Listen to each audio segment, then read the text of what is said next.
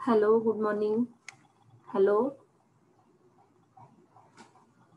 हा hello madam. Mayuri, प्रणाली, कुठे आहेत बाकीचे सगळे?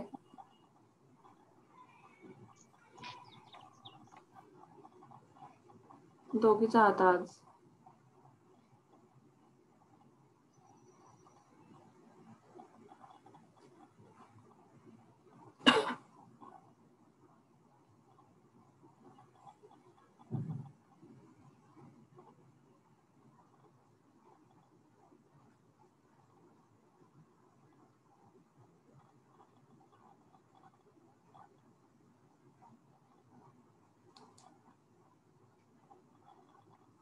ठीक आहे बघा.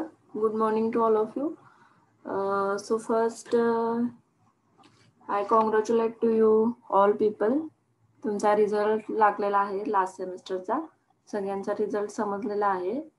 सगळ्यांना खूप छान मार्क्स पर्सेंटेज मिळालेले आहेत लास्ट सेमिस्टरमध्ये. सो बघा, आवाज येतो ना सगळ्यांना? येतोय मॅडम. हां, ठीक आहे. तर जसं आता लास्ट सेमिस्टरला अभ्यास केला, स्टडी केला, त्याच पद्धतीने या सेमिस्टरला पण तुम्हाला स्टडी करायचा आहे. सेम एक्झाम असणार आहे, सेम सगळं असणार आहे. मे बी यावेळची पण एक्झाम ऑनलाईन होण्याची जास्त शक्यता आहे. तर अशा पद्धतीने आपण सेमेस्टरचा अभ्यास करा आणि सगळ्यांना बेस्ट लक त्याच्यासाठी. अभ्यास करताच आहात तुम्ही. त्याच्यानंतर दुसरी गोष्ट, परवा एक टेस्ट दिली होती तुम्हाला. सगळ्या लोकांनी ती टेस्ट दिलेली आहे. काही मुलांचा प्रॉब्लेम झालेला लाईटमुळे, त्यांच्यासाठी मी परत ती रिओपन केली होती. तर त्यांचे पण रिस्पॉन्स आलेले आहेत. मार्क्स तुमचे तुम्हाला समजलेले आहेत सगळ्यांना, बरोबर? हा. त्याच्यामध्ये कुणाला काही प्रॉब्लेम होता का टेस्टमध्ये? नाही मॅडम. ठीक आहे. तरी पण फार कमी लोकांना जास्त चांगले मार्क्स मिळालेले आहे. बऱ्याच लोकांना अजून अभ्यास करायची गरज आहे. नोट्स तुम्हाला मी सेंड केल्या होत्या, शिकवलेलं पण आहे चांगलं. तर हीच टेस्ट नंतर नेक्स्ट सॅटर्डेला किंवा फ्रायडेला परत फॉरवर्ड केली जाणार आहे. सरांनी परत आमची काल मीटिंग घेतलेली होती तुमच्या रिझल्ट बाबतीत. त्याच्यावरती डिस्कशन झालेलं आहे. तर जास्तीत जास्त टेस्ट सरांचं असं म्हणणं आहे की तुम्हाला उत्तरं सुद्धा आधी त्याची द्यायला पाहिजेत, पण काही गरज नाहीये. बुक्समध्ये आहे, परत तुम्ही सर्च पण करू शकता. आम्ही टॉपिकच्या मधले पण पॉईंट्स काही मी काढलेले आहेत किंवा दरवेळेस काढते टेस्टमध्ये. तर आपण तेच रिपिटेशन करून त्याचं तुमचं प्रॅक्टिस घेऊ शकतो, काही प्रॉब्लेम नाहीये. तर तीच टेस्ट मी तुम्हाला नंतर आणखीन फ्रायडेला, सॅटर्डेला, जोपर्यंत तुमचं त्याचं चांगलं आउट ऑफ मार्क्स मिळत नाहीत तोपर्यंत आपण ते घेत राहणार आहे. तर त्याच्यासाठी फक्त तुम्ही ते प्रामाणिकपणे सॉल्व्ह करणं खूप गरजेचं आहे. पण बऱ्याचपैकी सगळ्या मुलांनी केलेलं असावं असं मार्कावरून दिसतंय.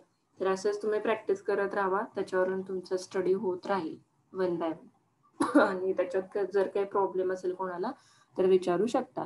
So today we start the new chapter, second chapter, and it is the molecular spectra. What is our first chapter? बोला. आवाज येत नाही. atomic spectra. Atomic spectra. Okay. Now we start the molecular spectra. So what is the difference between atom and molecule?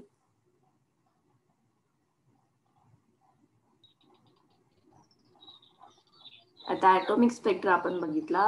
Now we have to see molecular spectra. So what is the difference atom and molecule? हे समजणं खूप गरजेचं आहे. Molecule is made by many atoms. Yes, means one or two atoms made a molecule. Means it is the bunch of a atom and is called as the molecule. Is it clear? So atomic spectrum मध्ये आपण काय काय बघितलं, त्याचं doublet fine structure बघितलं, त्याचं splitting कसं होतं बघितलं, त्याच्यामध्ये मॅग्नेटिक फील्डचा इफेक्ट काय होतो तो बघितला, त्याच्यावरून त्याचे टाइप्स बघितले आपण, झीमन इफेक्ट, नॉर्मल झीमन इफेक्ट, अनामोलर झीमन इफेक्ट. तर हा सगळा स्टडी होता तो ॲटमच्या बाबतीत होता किंवा ॲटमच्या स्पेक्ट्रा बाबतीत होता. मग आता number of atoms made a molecule असं आपलं डेफिनेशन आहे. So what about a molecular spectra? मग मोलिक्यूलमध्ये काय होत असेल, त्याचा स्पेक्ट्रा कसा असेल, त्याच्यामध्ये कुठले टाइप्स असतील हा स्टडी आपल्याला इथे करायचा आहे. So first of all we see what is the molecular bond. बघा मोलिक्युलर स्पेक्ट्रा आपण बघणार आहे. त्याच्यामध्ये हे सगळं झालेलं आहे तुम्हाला मे बी 12वीला वगैरे झालं असेल, 11वीला पण झालं असेल किंवा FY ला झालंय का नाही बघा. FY ला नसेल झालेलं, हे 12वीला वगैरे झालं असेल. So you know the molecular bond. कुठले कुठले मोलिक्युलर बॉन्ड असतात? खूप सोपा चॅप्टर आहे.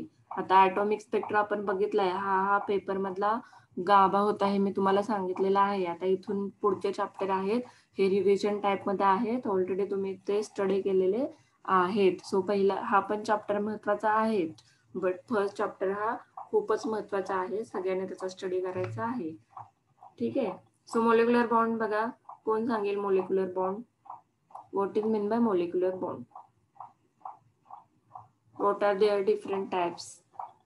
सांगा, हे रिव्हिजन मध्ये आहे. Ionic bond, covalent bond. Right. Ionic bond and covalent bond. तर हे सगळे टाइप्स आहेत ते मोलिक्युलर बॉन्डचे टाइप्स आहेत. मग मोलिक्युलर स्पेक्ट्रा शिकायचा आहे आपल्याला. मोलिक्युलर स्पेक्ट्रा शिकताना त्याच्यामध्ये कसं बॉन्डिंग आहे, कुठले फोर्स आहेत, त्याचे टाइप कुठले आहेत हे आपल्याला पाहायचं आहे. तर सगळ्यात आधी आपण मोलिक्युलर बॉन्ड म्हणजे काय हे समजावून घेऊ.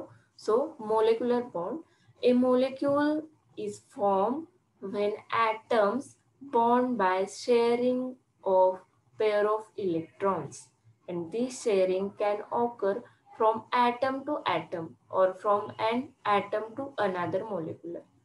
बघा मोलिक्युलर बॉन्ड म्हणजेच काय, तर आपण मोलिक्युलची डेफिनेशन काय सांगतो, it is the bunch of atoms. मग बंच ऑफ ॲटम्स म्हणजे ते काय झाले, तो these atoms are bonded to each other. मग त्यात कुठला फोर्स असेल, अट्रॅक्टिव्ह फोर्स असेल. मग ते बॉन्डिंग जे आहे त्याला आपल्याला काय म्हणायचं आहे, किंवा त्याला काय म्हटलेलं आहे, it is called as the molecular bond. मग आता मयुरींनी सांगितलं की त्याचे टाइप्स आहेत. मग त्याचे टाइप्स आहेत आयनिक आणि कोव्हॅलेंट. हे तुम्ही शिकलेलं आहे. मग कोव्हॅलेंट का म्हणायचं, आयनिक का म्हणायचं?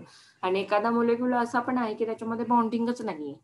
बघा एखादा मोलिक्युल असा आहे की त्याच्यामध्ये बॉन्डिंगच नाही, देअर इज नो बॉन्ड. तर ती सिच्युएशन काय आहे? तर हे झालं मोलिक्युलर बॉन्ड किंवा मोलिक्युलर बॉन्ड कशाला म्हणायचं, त्याचे definition simply atoms are bonded to each other because of sharing of electrons is called as the molecular bond. Then their types. आता बघा कसं जातोय आपण, मोलिक्यूल बघण्यासाठी ॲटम बघतोय, परत ॲटम कडे गेला तर ॲटम मध्ये काय असते, पहिल्या चॅप्टर मध्ये त्याची डायग्राम सहित मी दाखवलेला आहे. मग ॲटम मध्ये परत काय असतं, ॲटम इज मेड अप, कशाने बनलेला आहे, अरे किती सोपं आहे. Electron, proton. राईट. ॲटम आला की परत इलेक्ट्रॉन प्रोटॉन आले. मग त्या इलेक्ट्रॉन वरती, त्या ॲटमच्या शेअरिंग, इलेक्ट्रॉनच्या शेअरिंग वरती हे तुमचं बॉन्डिंग ठरलेलं आहे.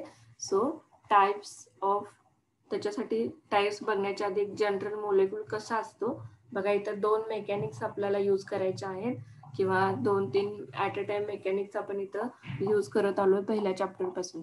आता जनरली मोलिक्यूल कसा असतो बघा. हायड्रोजन मोलिक्यूल इथं फॉर एक्झाम्पल इथं घेतलेला आहे तुम्ही. तर हायड्रोजनचे 2 ॲटम्स आहेत. पहिला इथं दाखवलेला आहे, एक H प्लस दुसरा H. त्याच्यापासून बॉन्डिंग कसं तयार होतं, तर इथं H2 मोलिक्यूल तयार झालेला आहे, त्याला हायड्रोजन मोलिक्यूल आपण म्हटलेलं आहे. हे काय आहे, ऑर्बिटल मॉडेल आहे. आता हीच प्रोसेस आहे ती बघा इथं क्वांटम मेकॅनिकली कशी दाखवलेली आहे. इथं पण हायड्रोजनचा एक ॲटम आहे आणि इथं पण हायड्रोजनचा एक ॲटम आहे. इथं प्लस दाखवलेला आहे, बट ऍक्च्युली हे ऑर्बिट न दाखवता हे एकात एक मर्ज झालं असं दाखवलेलं आहे. बघा हे खूप महत्वाचं आहे, हे एकात एक मर्ज होतं असं दाखवलंय, आणि मर्ज होऊन इथं H2 मोलिक्यूल म्हणजे हायड्रोजन मोलिक्यूल इथं तयार झालेला आहे. दोन्ही सिस्टीम एकच आहेत, दोन्हीचं मिनिंग एकच आहे. एक आहे ऑर्बिटल मॉडेल आणि दुसरं आहे क्वांटम मेकॅनिकल मॉडेल. हे बुक मध्ये कुठं नाहीये, हे तुमच्या अंडरस्टँडिंग साठी इथं मी दिलेलं आहे. तर दिस इज, इथं H2 मोलिक्यूल फॉर्म झालेला आहे, इथं पण H2 मोलिक्यूल फॉर्म झालेला आहे.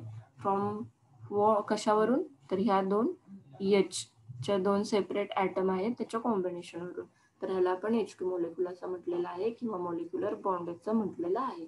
तर आता त्याचे types. So what is the different types of that molecules किंवा मोलिक्युलर बॉन्ड. तर पहिलं आहे की नो बॉन्ड फॉर्म. अशी एक मोलिक्यूल मध्ये जर तुम्ही गेला स्टडी करताना, तर त्याच्यामध्ये अशी एक कंडिशन असते की there is a no bond form. त्याच्यानंतर त्याचे टाइप्स कोव्हॅलेंट बॉन्ड आणि आयनिक बॉन्ड. तर what is mean by covalent, पहिला सोडून द्या नो बॉन्ड फॉर्म. त्याचं रिझन आहे, काय रिझन आहे माहिती का कोणाला बघा, किंवा what is mean by covalent bond and what is mean by ionic bond. अतिशय सोपं, जे की तुम्ही ऑलरेडी स्टडी केलेलं आहे. कोणाला माहिती असेल तर please tell me. What is mean by covalent bond and what is mean by ionic bond. Mayuri, प्रणाली, उर्जिता, श्रद्धा, कोण सांगेल? आयोनिक बॉन्डची व्हॅलेन्सी कंप्लीट असते. आयोनिक बॉन्डची व्हॅलेन्सी कंप्लीट असते.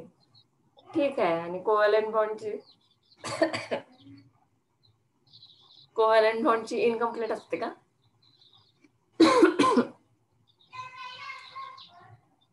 जवळ गेलेला आहे उत्तराच्या.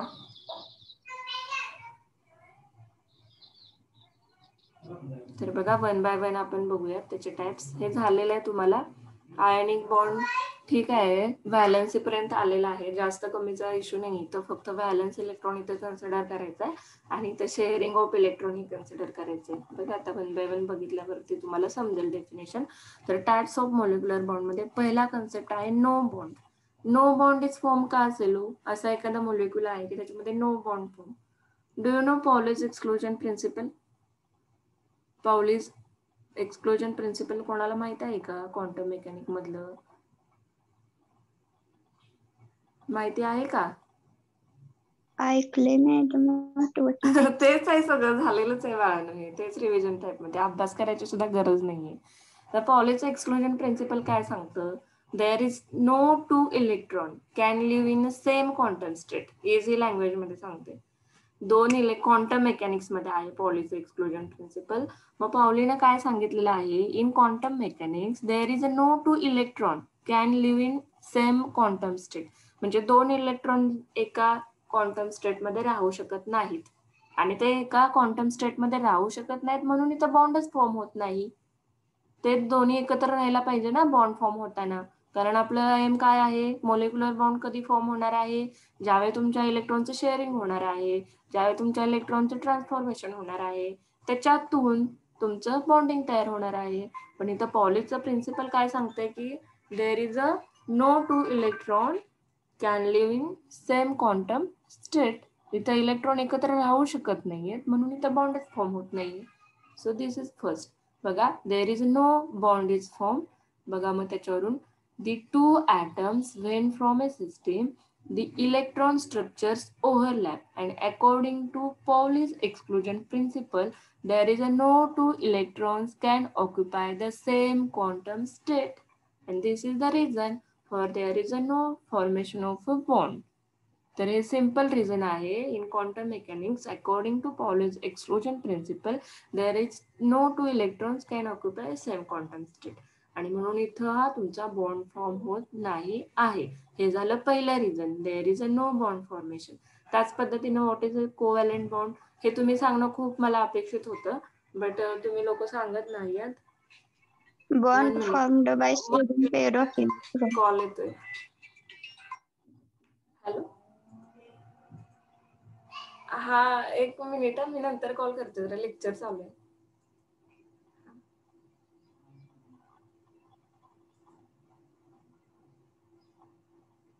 हॅलो, हा मग नो बॉन्ड फॉर्मचं झालं. हे टिप ऑफ द टंग पाहिजे. हे मुद्दा मी तुम्हाला रिव्हिजन टाइप मध्ये तुमचं कन्सेप्ट क्लिअर आहे का नाही ते बघायसाठी एवढं चाललेलं आहे आपलं. जर तुम्ही पटपट वेळ न घालवता सांगायचं आहे. मग हे झालं नो बॉन्ड फॉर्म. आता कोव्हॅलेंट बॉन्ड म्हणजे काय आहे त्याच्यासाठी आपण फार पूर्वी हे शिकलेलं आहात तुम्ही. कोव्हॅलेंट बॉन्ड मध्ये आपण दोन एक्झाम्पल इथं घेतो. आता कोव्हॅलेंट बॉन्डचं कोण सांगेल? प्रणाली काहीतरी सांगत होती. काय सांगत होता बघा, स्लाइड दाखवत नाही मी. सांगा तुमच्या डोक्यात काय आयडिया आहे covalent bond? Bond formed by sharing pair of electron. Right, अगदी बरोबर. मयुरी सांगतात ना. बघा दोघींचे आवाज एकसारखे वाटतात. तर कोव्हॅलेंट शेअरिंग मधून, अगदी बरोबर सांगितलेलं आहे मयुरीने. असा कोणता बॉन्ड आहे की जो शेअरिंग मधून तयार होतो? दी बॉन्ड फॉर्म बाय किंवा the bond creating by sharing of electron. त्याच्यासाठी आपण इथं H2 मॉलिक्यूल, हायड्रोजन मॉलिक्यूलचं एक्झाम्पल घेणार आहोत आणि खूप सोपं आणि खूप बरोबर सांगितलेलं आहे बघा मयुरीनं. Covalent bond, if 2 or more pair of electrons are shared by the atoms. बघा, म्हणजे the bond formed by sharing of atom. Sharing वेगळं आहे आणि ट्रान्सफॉर्मेशन वेगळं आहे, दोन्ही कन्सेप्ट वेगळ्या आहेत. मग आता नो बॉन्ड फॉर्म बघितला आपण, जिथं बॉन्ड फॉर्म होत नाही तिथं पॉलेचं एक प्रिन्सिपल आहे, हे कारणीभूत आहे. मग आता कोव्हॅलेंट बॉन्ड कसा होणार आहे, तर only sharing of electron, sharing मधून. मग शेअरिंग होणार आणि ट्रान्सफर होणार मध्ये काहीतरी फरक आहे की नाही. शेअर होण्यासाठी काय होतंय, ज्यावेळी ते मोलेक्युल्स एकमेकाच्या एकदम जवळ होत आहेत, मर्ज होत आहेत, इथं शेअरिंग होते. प्लस मी इथं ऍडिशन दाखवलेलं आहे की नाही, तर हे आहे ते शेअरिंग आहे. ह्या शेअरिंग मधून इथं बॉन्ड तयार झालेला आहे. हा कोणता आहे, तर हा कोव्हॅलेंट बॉन्ड आहे. तर बघा त्याच्यासाठी for example in H2 molecule 2 electrons, one from each atom, are shared by both atoms to form a stable configuration, and thus a stable molecule is formed as shown in this figure. Here is one H2H molecule and here is one H molecule. Here is one electron, here is one electron, and the combination of these two H atoms, here we get H2 molecule. Here is single H atom, here is single H atom, and combination of these two we get H2 molecule. Hence here it is form a covalent bond. Means here the sharing of these two electron, this electron is sharing this hydrogen atom, and this electron is share this hydrogen atom. And combination here is one H and here is one H, and we get totally H2 atom, 2 molecule. तर हा झाला आहे covalent bond तुमचा.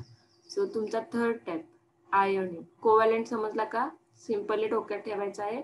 पहिला Pauli's exclusion principle, there is no two electron can live in same quantum state, म्हणून no bond form. Covalent म्हणजे sharing of electron. Third type आहे ionic. कोण सांगेल आयोनिक? मगाशी प्रणालीने कम्प्लीट ट्रान्सफर. व्हॉट सांगा पटकन. Complete transfer of valence electron म्हणजे आयोनिक बॉन्ड. थोडस जवळपास सांगित, बरोबर गेलाय तिथे. बघा, कम्प्लीट करण्यासाठी मयुरे किंवा प्रणाली काय सांगत होत्या की शेवटचे स्टेट किंवा त्याची व्हॅलन्सी कशासाठी, शेवटचा जो ऑर्बिट आहे, तर दोन एक्झाम्पल तुम्हाला घेतलेले आहेत बघा. आयोनिक बॉन्ड साठी एक सोडियम आणि क्लोरीन घेतलेला आहे. So what is the atomic number of sodium, what is the atomic number of chlorine, त्याच्यावरून हे समजेल तुम्हाला की आयोनिक बॉन्ड कशाला म्हणायचं आहे.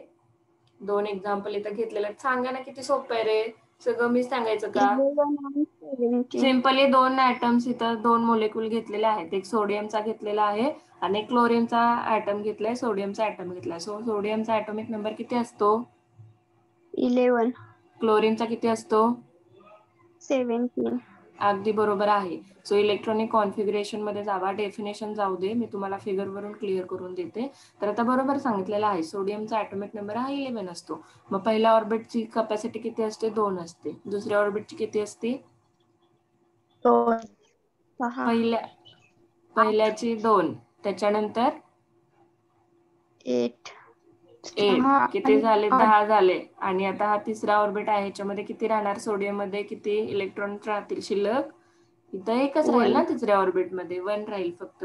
मग त्याच पद्धतीने क्लोरीन कडे जावा. क्लोरीनचा आता 17 आहे. 17 करा कॅल्क्युलेट, किती होते बघा. पहिल्या ऑर्बिट मध्ये 2 2, 8 दुसऱ्यामध्ये 7. 8 10. मग इथं किती राहतात, शेवटच्या 7. ऑर्बिट मध्ये 7 राहतात. मग आता हा स्टेबल होण्यासाठी मला हा सोडियमचा जो 1 आहे, आता सोडियमच्या शेवटच्या ऑर्बिट मध्ये 1 इलेक्ट्रॉन राहिला म्हणजे तो अनस्टेबलच आहे ना. आणि क्लोरीनच्या याच्यामध्ये 7 राहिले म्हणजे हा पण अनस्टेबल आहे. मग 7 इकडे जाण्यापेक्षा, जर 7 क्लोरीनच्या इकडे सोडियम मध्ये जाण्यापेक्षा सोडियमचा 1 जर क्लोरीन मध्ये इझिली जाऊ शकतो ना, ट्रान्सफर होऊ शकतो ना इलेक्ट्रॉन. समजतंय का बघा. मग काय झालं, हा क्लोरीन स्टेबल होण्यासाठी हा सोडियमने त्याच्या शेवटच्या ऑर्बिटमध्ये जो 1 इलेक्ट्रॉन होता तो काय केला, क्लोरीनला ट्रान्सफर केला डिरेक्टली. आणि हा क्लोरीनचा ॲटम आहे, हा काय झाला, स्टेबल झाला. मग हे ट्रान्सफॉर्मेशन झालं की ह्याला आपण ऍक्सेप्टर किंवा डोनर असा एक कन्सेप्ट आहे, जो इलेक्ट्रॉन देतो तो डोनर आणि जो ऍक्सेप्ट करतो तो ऍक्सेप्टर. म्हणजे इथं काय झालं, एखादा ऍटम किंवा मोलिक्यूल स्टेबल होण्यासाठी इलेक्ट्रॉनची जी देवाणघेवाण झाली, त्याला ऍक्सेप्टेशन किंवा डोनेशन असं म्हणू, आणि त्याच्यातून जो बॉन्ड तयार झाला त्याला आपण काय म्हटलेलं आहे, आयोनिक बॉन्ड असं म्हटलेलं आहे. सो समजलं का? किती सोपं बघा, अगदी मराठीत सोप्या शास्त्र सुद्धा भाषेत तुम्हाला इथं 2 एक्झाम्पल दिलेले आहेत आयोनिक बॉन्ड साठी. So this is the ionic bond. म्हणजे याची डेफिनेशन कशी सांगणार तुम्ही, the bond form in which the transformation of electrons is called as the ionic bond. For example ह्याच्यासाठी आपण सोडियम किंवा NaCl चा मोलिक्यूल इथं बघितला आपण, आणि त्याचे डेफिनेशन आणखीन एकदा बघा. Ionic bond, if one or more electron from one atom are transferred to other atom, just आपण पाहिलं इथं, then positive and negative ions are formed which is strongly attracted to each other to form a stable system, that is a molecule. आणि त्याच्यासाठीचं example आपण इथं sodium आणि chlorine घेतलेलं आहे, आणि त्याचं शेअरिंग होऊन तुम्हाला इथं NaCl चा मोलिक्यूल इथं तयार झालेला दिसेल. So bond from into that situation is called as the ionic bond. तर हे 3 कन्सेप्ट समजले का बघा, no bond form, covalent bond आणि ionic bond. Is it clear? With example.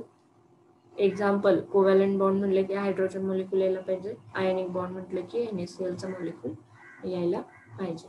So is it clear? Yes ma'am. ठीक आहे. So next, मग आता हा जर बॉन्डचे जर कन्सेप्ट समजले असतील तर तुम्हाला हा अतिशय सोपा इथं आणखीन एक कन्सेप्ट आहे बघा, इलेक्ट्रॉन शेअरिंग. जे की आता आपण हे बॉन्ड्स बघितले की इलेक्ट्रॉन ट्रान्सफॉर्म होतो किंवा शेअर होतो. आता इलेक्ट्रॉन शेअरिंग आहे म्हणजे आपण आता कोव्हॅलेंट बॉन्ड पाशी आलेलो आहे बघा. तुमचा नेक्स्ट कन्सेप्ट आहे इलेक्ट्रॉन शेअरिंग. आता इथं मी इलेक्ट्रॉन शेअरिंग किंवा इथे जे बॉन्डिंग समजावून देते तुम्हाला, त्या समजावून घेताना आपण इथं ऑर्बिट बघतोय. हे आता कशामध्ये आहे, हे इलेक्ट्रॉन इथं जनरल आपण ऑर्बिट, आता कुठला पण एखादा मोलिक्यूल घ्या, त्या मोलिक्यूलमध्ये ॲटम्स आहेत म्हणजे फॉर एक्झाम्पल मी इथं हे ॲटम्स घेतलेले आहेत 2 Na आणि क्लोरीनचे, तर याच्या ऑर्बिट पण आपण इथं बघितलेले आहेत. मग त्या ऑर्बिटमध्ये इलेक्ट्रॉन्स आहेत.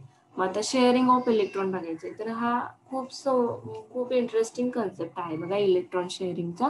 तर आता ज्यावेळी इलेक्ट्रॉन तुमचे शेअर होतात किंवा एखाद्या ॲटममध्ये इलेक्ट्रॉन असतात, तर मी लास्ट लेक्चरला सांगितलं होतं प्रत्येक इलेक्ट्रॉनला त्याचं स्वतःचं काय असतो, इलेक्ट्रिक फील्ड आणि मॅग्नेटिक फील्ड असतं, because of their motion of orbital motion.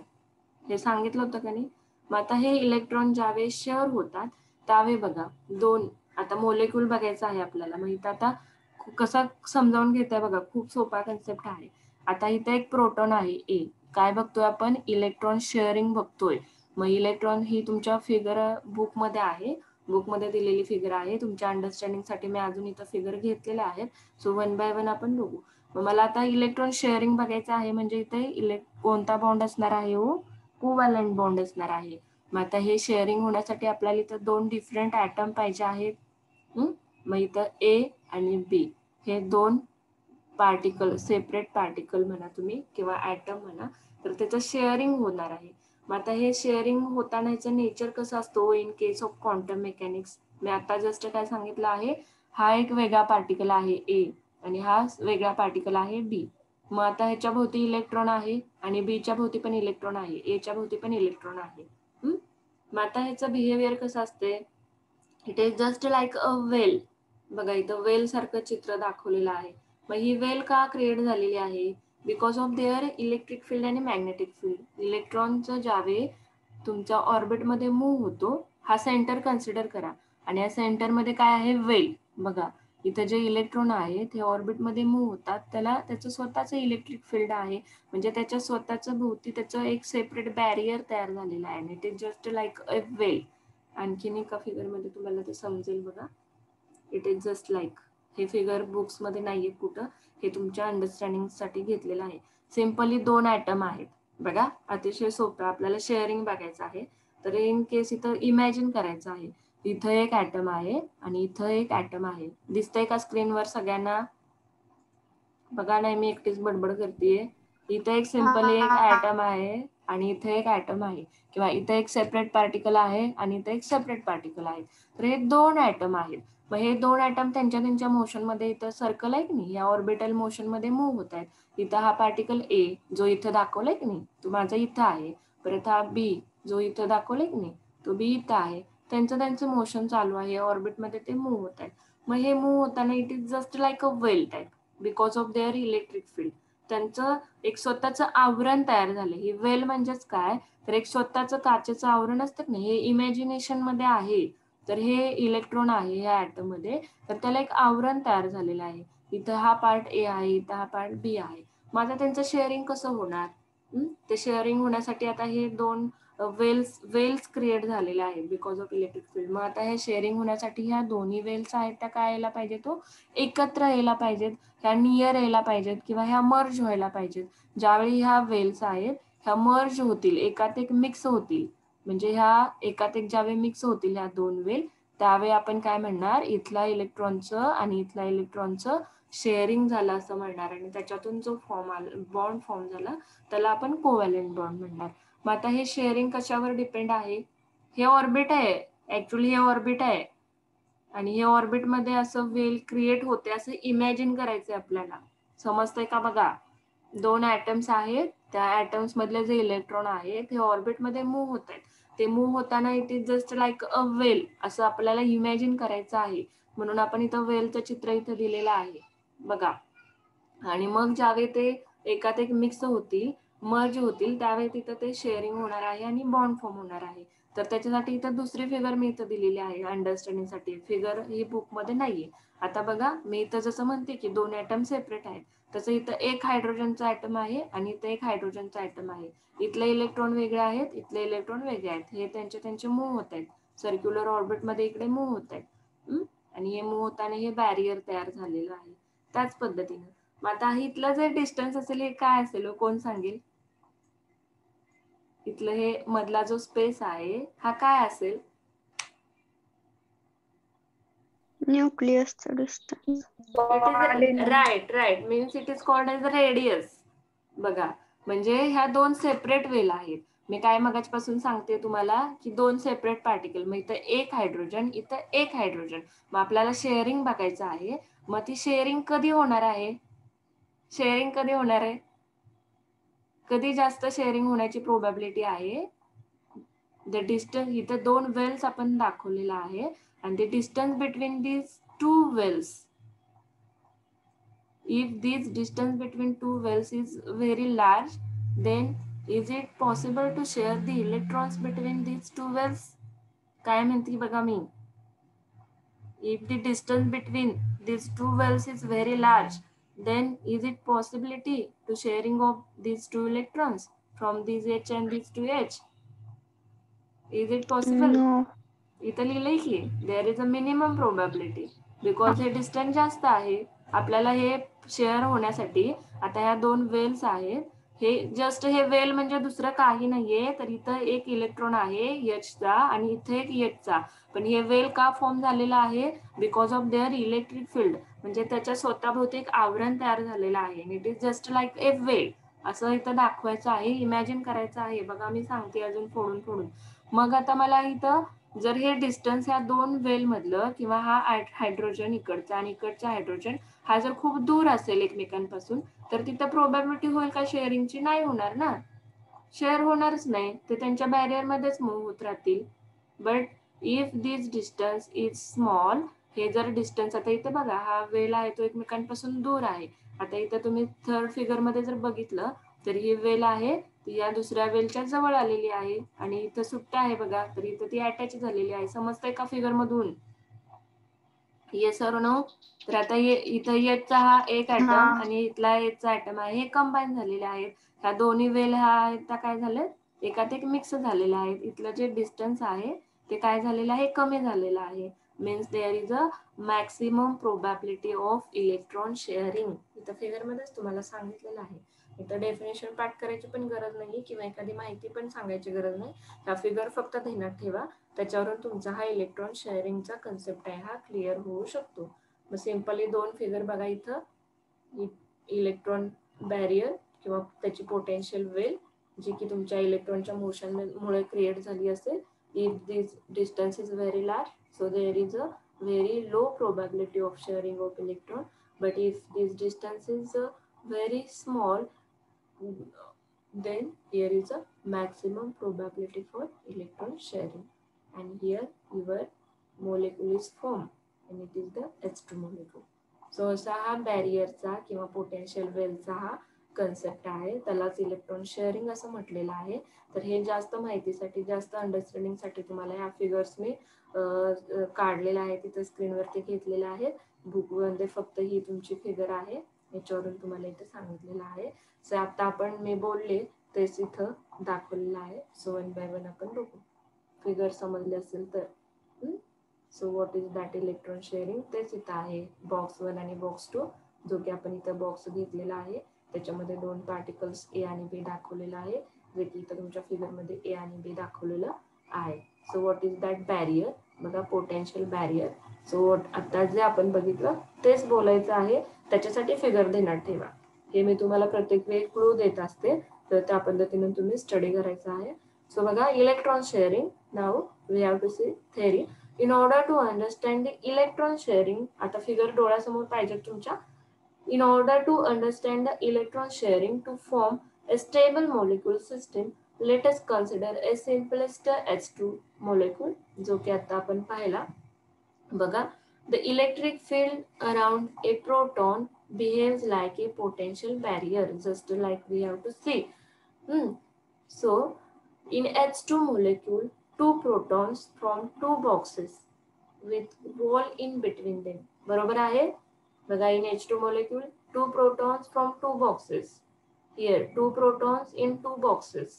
इथं 2 भाग करा. इथं एका बॉक्स मध्ये दाखवलेला आहे 2 protons in 2 boxes and they form their own barrier, potential barrier, because of their electric field. Then classically, electron in hydrogen atom cannot transfer to neighboring atom. मग आता हे आपण शेअरिंग बघत होतो बघा, किंवा या डिस्टन्स वरून इथं त्याची प्रोबॅबिलिटी बघत होतो. इलेक्ट्रॉन शेअरिंग बघतोय. आता आपण या फिगर वरून दाखवलं की हे 2 बॉक्सेस मधले जे इलेक्ट्रॉन आहेत ह्याची शेअरिंग होणार आहे. मग आता ते शेअरिंग होण्यासाठी आपण हे डिस्टन्स बघितलं की त्याचं आर बघितली, हे डिस्टन्स म्हणजे त्याची रेडियस बघितली त्या न्यूक्लियसची. जर ती रेडियस ही लार्ज असेल तर तिथं मिनिमम प्रोबॅबिलिटी असणार आहे, आणि ते जर डिस्टन्स स्मॉल असेल तर तिथं मॅक्सिमम प्रोबॅबिलिटी असणार आहे. हा एक कन्सेप्ट बघितला. त्याच पद्धतीनं आणखीन एक इथं कन्सेप्ट आहे बघा. कुठला कन्सेप्ट आहे? बाय क्लासिकल मेकॅनिक्स आणि क्वांटम मेकॅनिक. बट बघा, क्लासिकल मेकॅनिकली तुम्ही काय सांगू शकता?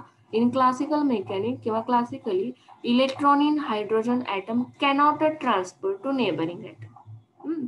But in quantum mechanics, there is a certain probability that electron tunnel or transfer, tunnel किंवा transfer म्हणा, through the wall of that barrier and enter the outer box. म्हणजे classically हे होऊ शकत नाहीये, हे ट्रान्सफॉर्मेशन होऊ शकत नाही according to classical mechanic. But in quantum mechanically it is possible to form a molecule or to share a electron. मग हे आपण क्वांटम मेकॅनिकली बघतोय सगळं. सो मग जसा हे आता ट्रान्सफर होते की नाही, इथून हा इलेक्ट्रॉन ह्या बॅरियर मधून इकडे जाईल, किंवा आपण ह्या फिगर बघितल्या होत्या. आता इथला हा H2 चा इकडचा इलेक्ट्रॉन या बॅरियर मध्ये जाईल, किंवा या पोटेन्शियल वेल मधला इलेक्ट्रॉन इकडे जाईल. जर ह्याला हा ट्रान्सफर होतोय म्हणजेच काय होतोय? टनेल होतोय असं म्हणू शकतो आपण त्याला. मग आता मला आणखीन असं म्हणायचं की हा टनेल झालेला इलेक्ट्रॉन हा बॅक येऊ शकतो का? तर येऊ शकतो, काहीच प्रॉब्लेम नाही. त्याच्यातूनच हे शेअरिंग होणार आहे आणि या शेअरिंग मधूनच हे बॉन्डिंग होणार आहे. तर हे क्वांटम मेकॅनिकली दाखवायचं. सो बघा, इथं दिलेलं आहे टनेलिंग बॅक, म्हणजे हे पण पॉसिबल आहे. एखादा इलेक्ट्रॉन जर तुमचा एखाद्या पोटेन्शियल वेल मध्ये ट्रान्सफर झाला तर तो बॅक येऊ शकतो का? तर येऊ शकतो. Tunnelling back from the other box is also प्रोबॅबल, हे क्वांटम मेकॅनिक्स सांगते. सो या फिगरचं मिनिंग समजलेत का बघा सगळ्यांना? तर हेच तुम्हाला या फिगरवरून दाखवायचं आहे. त्याच्यानंतर the electron shared between 2 proton is less confined and hence according to Heisenberg's uncertainty principle the electron possesses less momentum and hence less kinetic energy. मग काही केस मध्ये काय होतं? आता हे सेंटेन्स बघा, डबल अंडरलाईन करून, the electron shared between 2 proton is less confined, म्हणजे मर्यादित. शेअरिंग ऑफ इलेक्ट्रॉन हे मर्यादित असणार आहे. कुठं असणार आहे हो मर्यादित, कोण सांगेल? बघा, the electron shared between two protons is less confined and hence according to Heisenberg uncertainty principle the electron possesses the less momentum. हे काय डोक्यात घेऊ नका, हायझेनबर्गचं प्रिन्सिपल तिथं काय लागणार नाहीये. फक्त त्याची मोमेंटम जर लेस असेल तर कायनेटिक एनर्जी सुद्धा लेस असणार आहे. बट मी काय विचारते, हे सिच्युएशन कुठं असणार आहे? तर इथं असणार आहे. काय इथं असणार आहे, कोण सांगेल? कोण सांगेल? Because the distance between these two wells is very large आणि इथं आपली प्रोबॅबिलिटी कमी आहे. लेस कन्फाइन्ड म्हटलं, इथं लेस कन्फाइन्ड म्हणजे मर्यादित. इथं थोडीच शक्यता आहे इथं इलेक्ट्रॉन शेअर होण्याची, म्हणजेच इथं थोडीच कायनेटिक एनर्जी असणार आहे. त्याचं मोमेंटम पण इथं लो असणार आहे, लो कायनेटिक एनर्जी असणार आहे आणि लो प्रोबॅबिलिटी असणार आहे. फिरून फिरून तेच सांगतोय आपण. तर या पॉइंटला ते असणार आहे. त्याच्यानंतर नेक्स्ट, दस electron energy in H2 system is less than that H plus H and hence H2 system becomes a stable molecule. बघा, the electron energy in H2 system is less than in H plus H and hence H2 system becomes a stable. इथं printing mistake आहे बघा. इथं काय पाहिजे, इथं single H2 मॉलिक्युलची energy ही लेस पाहिजे as compared to this H2. आता हे H, इथं एक सिंगल H आहे आणि इथं एक H आहे, कॉम्बिनेशन मधून हा H2 होणार आहे. तर इथं काय सांगायला पाहिजे, energy of this H molecule is very small as compared to this H2 molecule. या कॉम्बिनेशन मध्ये कोणाची एनर्जी जास्त असणार आहे? H2 मॉलिक्यूलची एनर्जी जास्त असणार आहे as compared to this single H. तर असा हा electron sharing with compare to this electron barrier. So याला काय बघा, फिगरला नाव आहे potential barrier or box of electron in electric field. Simply दोन इलेक्ट्रॉन सेपरेट कन्सिडर करायचे आहेत. त्याला त्याचं पोटेन्शियल बॅरियर आहे. त्या बॅरियर मधून जे टनेलिंग होणार आहे किंवा जे इलेक्ट्रॉनचं ट्रान्सफॉर्मेशन होणार आहे ते क्वांटम मेकॅनिकली आपल्याला प्रूव्ह करायचं आहे. Classical mechanically it is impossible असं ही थेरी सांगत आहे. सो असा हा इलेक्ट्रॉन शेअरिंगचा कन्सेप्ट आहे. तर समजलं का? हे बघा, इलेक्ट्रॉन शेअरिंग, हायड्रोजन मॉलिक्यूल घ्यायचं आहे. हायड्रोजन मॉलिक्यूल म्हणजेच इथं शेअरिंग आपल्याला कोव्हॅलेंट बॉन्डचं शेअरिंग इथं असणार आहे. तर असा हा इलेक्ट्रॉन शेअरिंगचा कन्सेप्ट इथं आहे. तर एवढं फक्त तुम्हाला त्याच्यातून सांगायचं आहे की हे बॅरियर कसे असतात, ते कसं रिॲक्ट होतात, त्याची प्रोबॅबिलिटी कशी असते, हाय आणि मिनिमम असते. तर हे समजलं का? इथं कुणाला काही डाऊट आहे का? बघा, याच्यामध्ये कुणाला काही प्रॉब्लेम आहे का? हॅलो. आता याच्यावरून आपण इथं आपण याच्यावरून आता वेव्ह फंक्शन बघणार आहे. हा, याच्यावरून हे जस्ट इमॅजिन करायचंय तुम्हाला. खूप सोपे आहे, नुसतं डेफिनेशन बघत चला, एवढं काही याच्यामध्ये नाहीये. तरी पण अजून तुमचं अंडरस्टँडिंग साठी इथं भरपूर मी डीप मध्ये घेतलेलं आहे. नेक्स्ट आहे आता बघा, मग आता ते वेल तुम्हाला समजलं असेल किंवा हे बॅरियर समजलं असेल. हे सगळं आपण आता क्वांटम मेकॅनिक्स मध्ये बघतोय. आपण काय शिकतोय? मोलेक्युलर स्पेक्ट्रा शिकतोय अकॉर्डिंग टू क्वांटम मेकॅनिक्स. मग आता मोलेक्युल म्हणजे काय समजलं, त्याचे बॉन्ड समजले, त्याचे टाईप समजले, त्याचं बॅरियर कसं असतं, ते बॅरियर मध्ये त्याचं इलेक्ट्रॉन शेअरिंग कसं होतं हे आपण बघितलेलं आहे. आता बुक मध्ये तुमच्या नेक्स्ट आर्टिकल आहे नेचर ऑफ वेव्ह फंक्शन. बघा, नेचर ऑफ वेव्ह फंक्शन. तर बुक मध्ये तुमच्या डायरेक्ट हे आहे फिगर, पण हे जर फिगर बघितलं तर तुमच्या बरेच कन्फ्युजन आहेत. आता नेक्स्ट आर्टिकल हे तुमच्या बुक मधलं हे आहे, काय आहे बघा, द H2 मॉलिक्युलर आयन, किंवा त्याला सिमेट्रिक आणि अँटी सिमेट्रिक वेव्ह फंक्शन असं दुसरं नाव आहे. तर ही फिगर आपल्याला बघायची आहे. हे बघण्याच्या आधी ह्याचं मीनिंग हे बुक मध्ये अजिबात सुद्धा दिलेलं नाहीये. तर हे काय आहे, ह्या फिगर कशा येतात, हे साय काय आहे, हे ए काय आहे, हे बी काय आहे, हे आर काय आहे, हे सगळं आपल्याला समजावून घ्यायचं आहे. डिरेक्टली शिकवायचं म्हटलं तर शिकवू शकते, पण तुम्हाला त्याचा काही अर्थ लागणार नाही, काही समजणार नाही. सो आपण वन बाय वन ते काय आहे, त्याला काय काय नावं, ते कुठून नोटेशन आले, हे सगळं आपल्याला स्टडी करायचं आहे.